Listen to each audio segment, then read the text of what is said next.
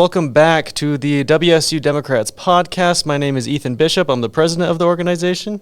I'm Vaughn. I'm the vice president. And today we're joined by a very special guest, so I'll let her introduce herself. I'm Flor Lopez, new elected city council for District 1. Awesome. So to start us off, for students and young people who might not know you yet, how do you introduce yourself? Who is Flor Lopez outside of the campaign signs and headlines?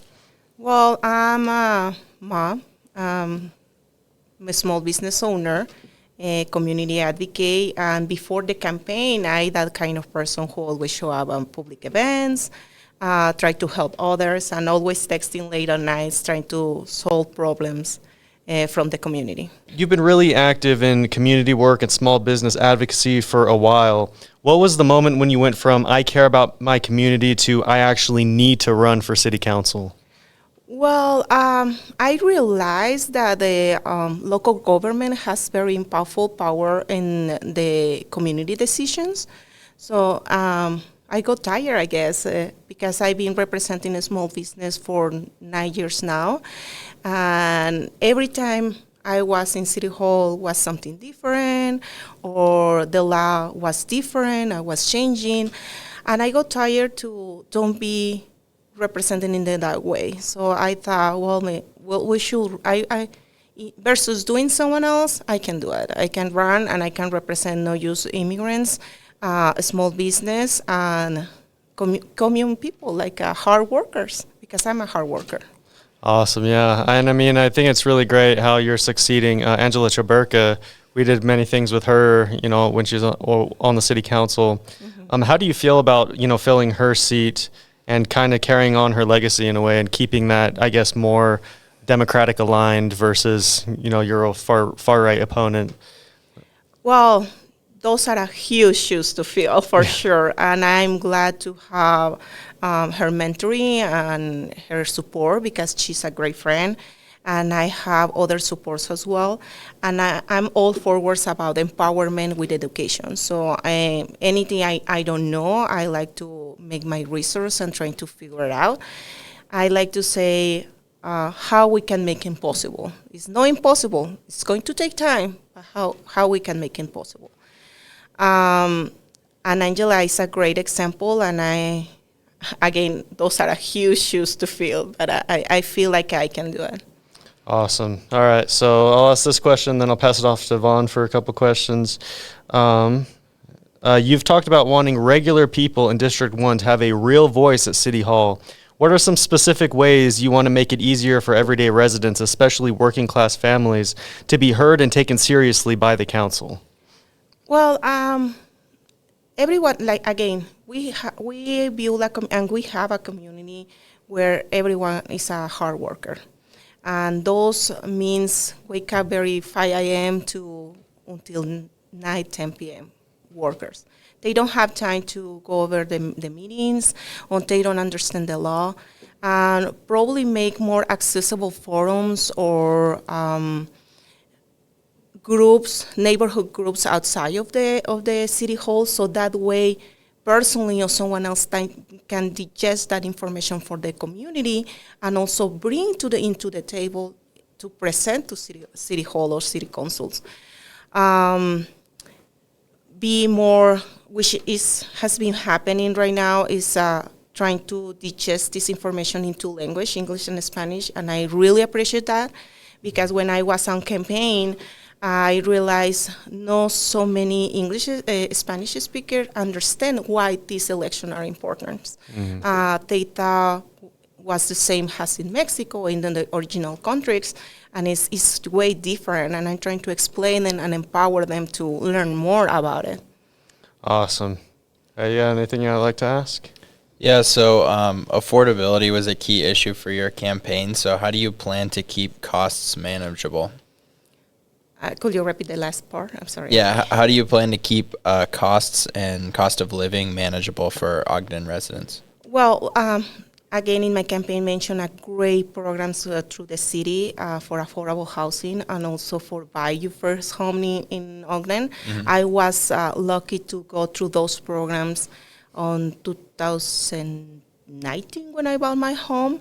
But again, is lack of information and promoting this program more, and also trying to get more funding, federal funding, or I know 100% how those works, but try to put more options for the community, and again, making more easy and transparent, and the people feel safe filing these programs for.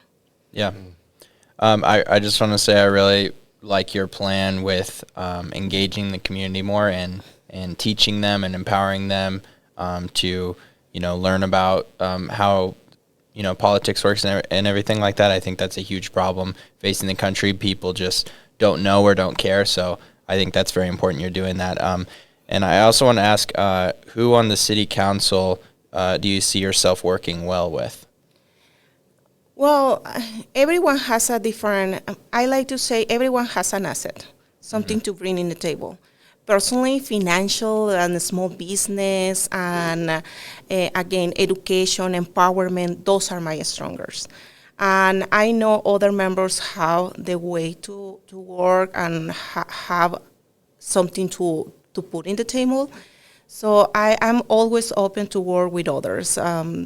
I know and I understand and I know we are going to have different perspectives, but that is why education and a good approach makes a great partnerships. In the end of the day, we are not doing things alone. And let's an example, my campaign. My campaign was in base of people and in base of our a team.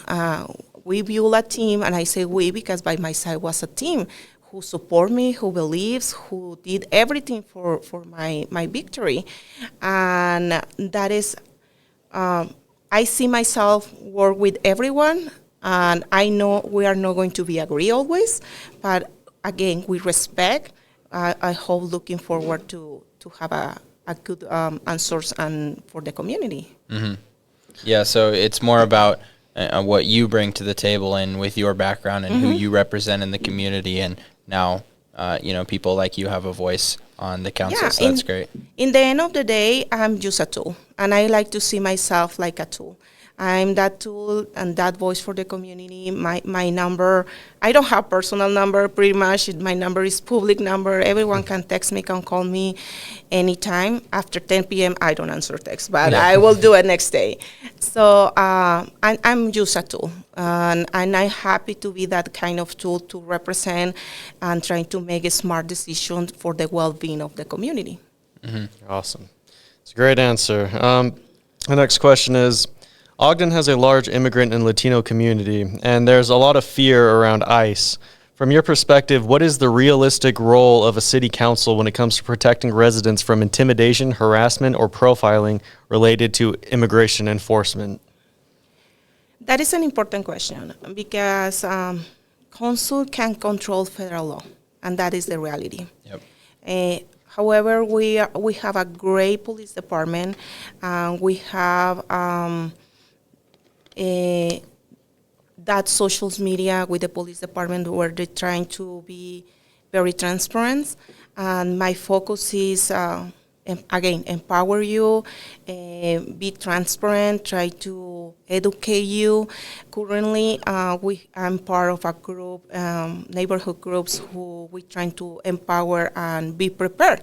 So we're trying to prepare the immigrant community to be prepared.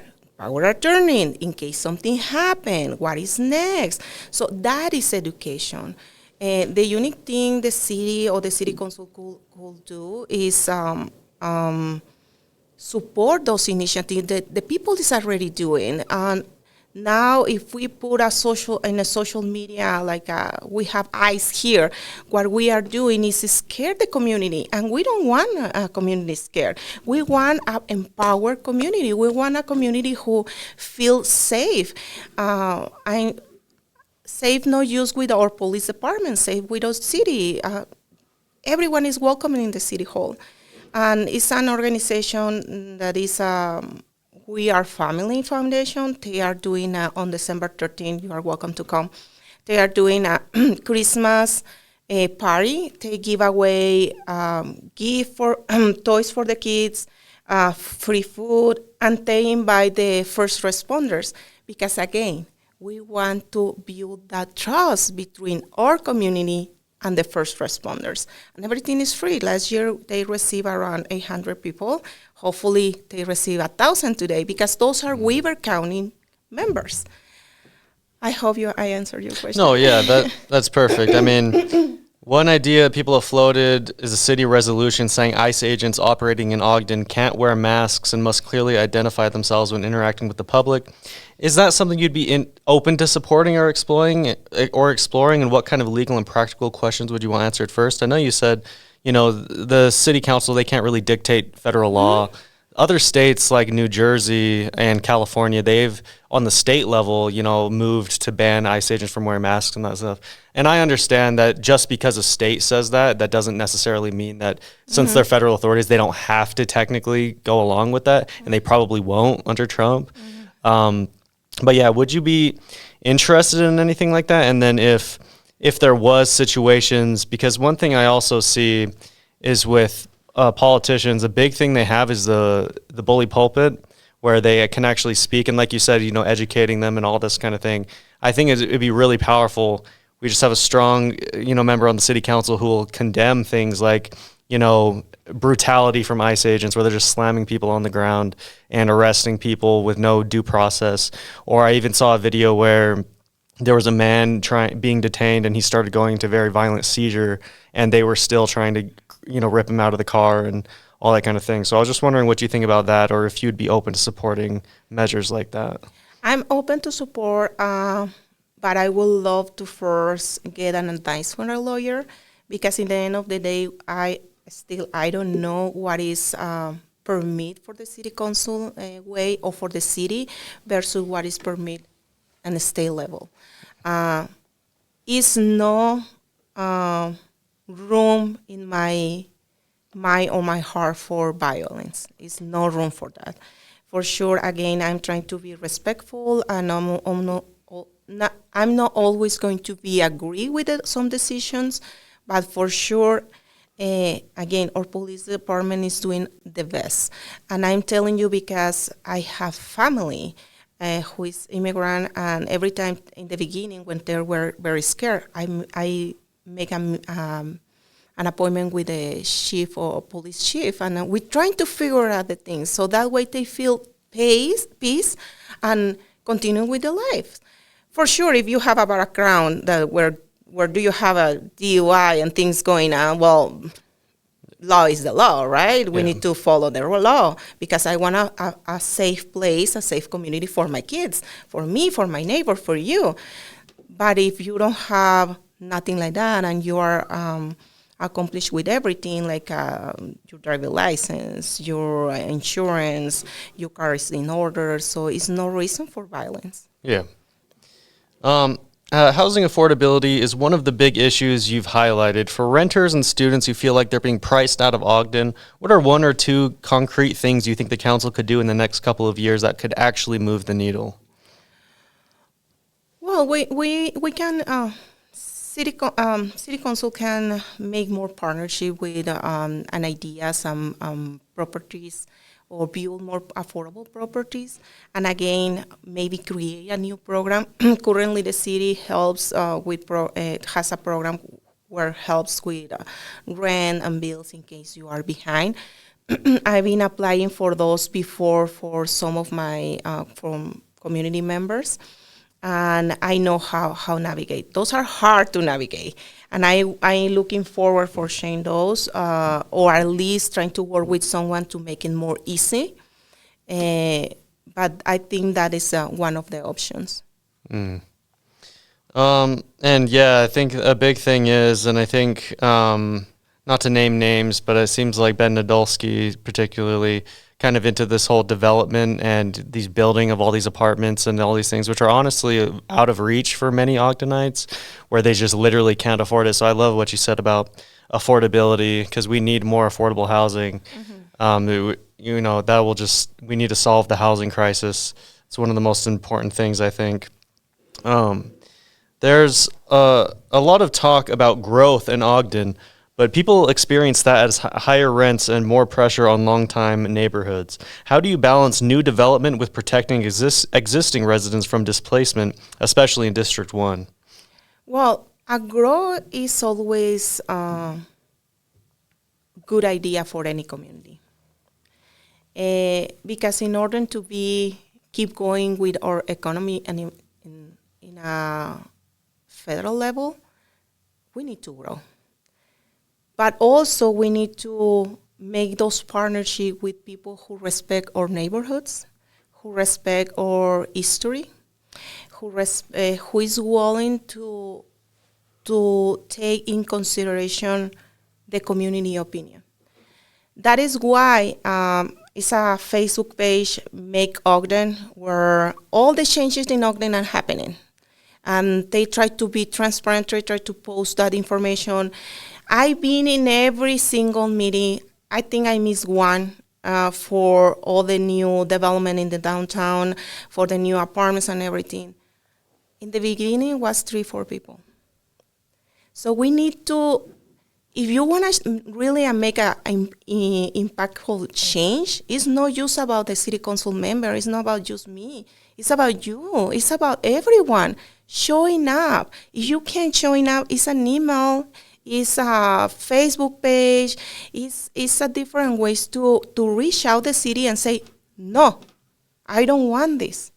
Recently, in the corner of my house, they tried to rezone the area, and I emailed them, no, because we don't have parking space, and you want to rezone for a building apartment, for apartments, and we don't have currently the space. I struggle for parking my car, one car. So, and I try to speak with my neighbors, and they send emails, and we're trying to engage that. So all growing is good when the people in the community is taken in consideration. So. All right, you got any more questions? Okay, so since you're a small business owner yourself, what's one specific barrier you've seen local small businesses face, and what kind of city-level policy change would actually help them survive and grow? Again, the city has grants, loans. I would love to change the metrics of those loans for small business, because currently all the small businesses are struggling. And as a small business, I can tell you, my business is about accounting, bookkeeping, tax preparation, business advising. And most of my clients are struggling. And some of them took their loans through the city, but right now they can't make the payments. And if we bring more huge business to the city, what's going to happen? What we already have. So I'm trying to, currently I've been meeting, before I take my oath and my position, I've been meeting with people and see what we can do in the future. Other thing is about administration.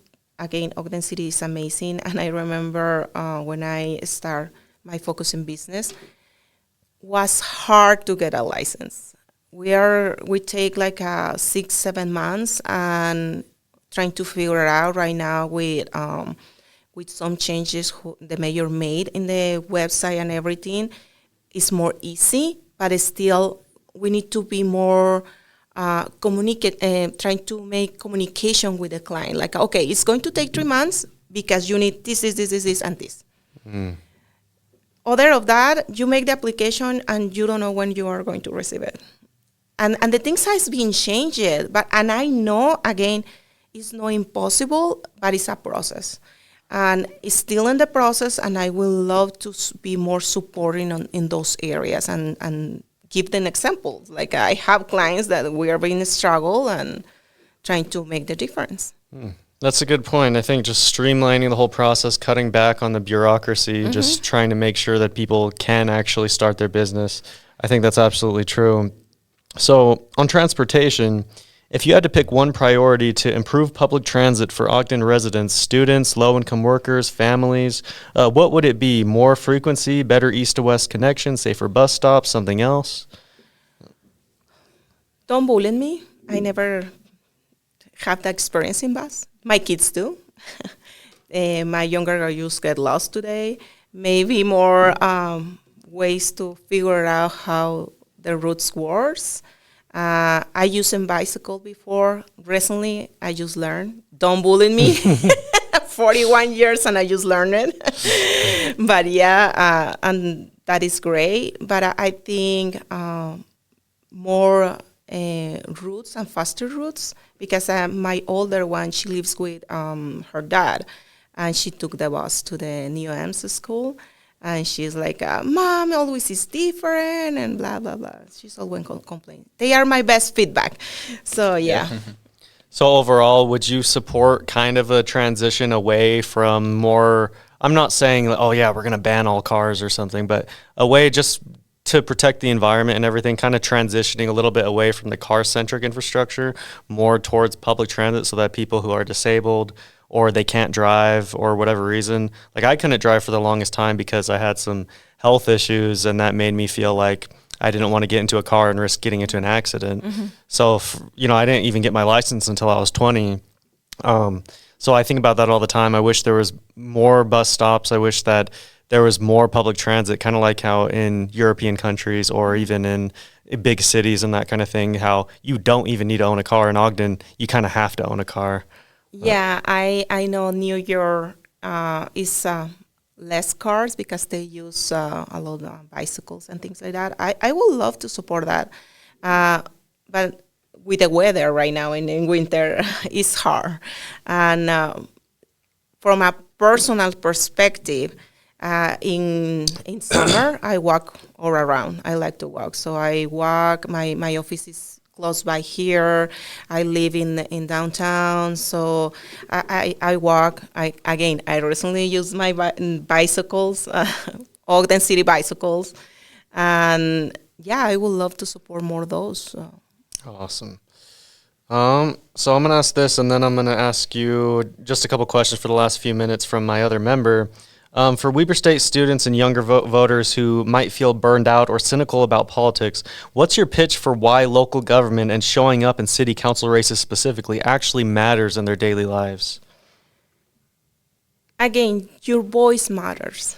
Your voice is important. I'm just a tool. People elect me because I'm a tool. I'm your voice. But in the end of the day, I know a politician in national wise is hard. It's hard to watch. Every time I watch it, it's like, that is a lie. And I end in mad and turning off the TV. But in local affect you more. And it's more important because that means your schools, your streets, your transportation, your house, everything. And if we don't listen, someone else is taking, if you are not willing to vote or put your opinion outside, someone else is taking decision for you. And then when the decision is made, you came in and complain. So you don't complain if you don't have time for write an email or time for send a text or time for put a post in Facebook trying to address the issue. Because your voice matters. And that is one thing I want to say everyone and empower everyone. I understand. I used to have 3 jobs. I used to wake up at 3 a.m. and sleep at 10, 11 p.m. trying to go into the school, work, and everything around. And so I get it. We are tired. We don't have time. But at least make time for something that is important for you. Transportation, housing, that's something you feel is important. Because in the end of the day, you guys are the future.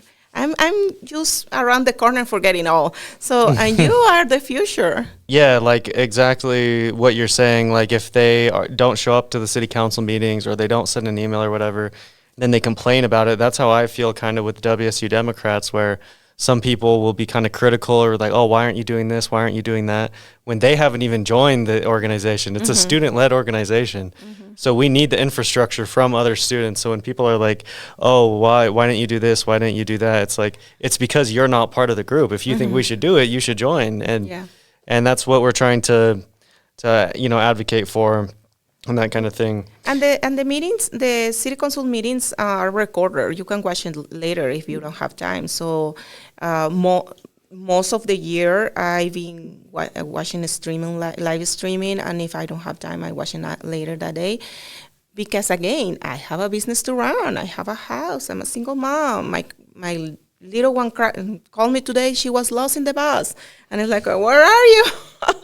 We're trying to figure it out together. So I get it. Again, I'm a hard worker like you, like everyone in the community, and I have a life too. But I want to make my voice here. And if you want to make your voice here, do something. Be part of. Yeah.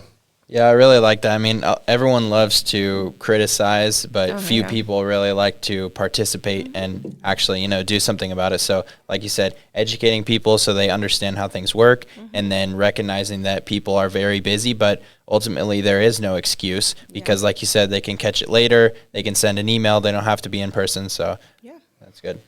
All right. Last question, which comes from Emma, who is Emma Rose, a political science and history major here at Weber State, who's also a member.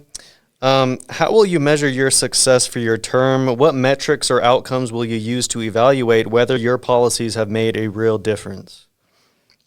Personal metrics? Yes. How would you say that you were successful in your term at the end of it? What would you look for to say, I actually did something here that I'm proud of? My life is based in goals. So I'm going to be honest, I'm scared because, again, I have a huge shoes to fill. And not just that, I have a backpack full with trust from the people. And I want to put goals. My first 3 months, at least 1 year, I want to learn. I want to learn how is everything going. I've been working with the city before in different departments. I want to know more the people. I'm very open and willing to listen you and trying to solve your problem, has been doing in the past before campaign, before being elected. And after that, I will put projects. I have 3 projects on mine right now, and I want to bring the other members in the table with this project. And welcome to anyone to want to be part of this. Those are the way the metrics are reading and see if you have accomplished in the life. In general, every time I remember when I decided to run 4 years ago. This wasn't from last year. It was 4 years, but I wasn't ready. I didn't know the law. I didn't know how it's going to take me to run. So I went through classes, I got certification, I went to professional development, like public speaking, professional sales through the Weber. And when I felt ready, it's like, okay, I'm ready. Awesome. Well, unless you have any more questions, I think that's it for today. So yeah, thank you so much for joining us here. Nice again to meet you. Thank you so much for the invitation. I really appreciate it. Awesome. Well, have a nice day or night, everybody. We'll talk to you later. Make sure to catch the other podcast.